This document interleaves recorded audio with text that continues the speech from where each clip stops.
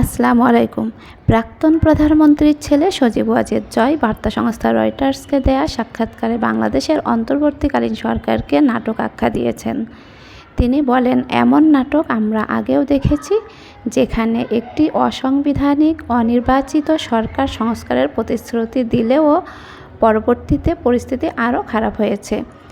তিনি আরও বলেন, বাংলাদেশের সবচেয়ে পুরাতন ও বৃহত্তম রাজনৈতিক দল আওয়ামী লীগকে ছাড়া প্রকৃত সংস্কার ও নির্বাচন সম্ভব নয়।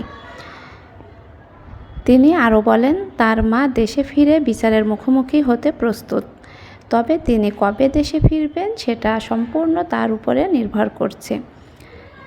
তিনি সাক্ষাৎকারে উদ্বেগ প্রকাশ করে আরও বলেন, তার দলের অনেক নেতাকর্মীকে গ্রেপ্তার করা হয়েছে, আবার অনেকে হত্যারও শিকার হয়েছে।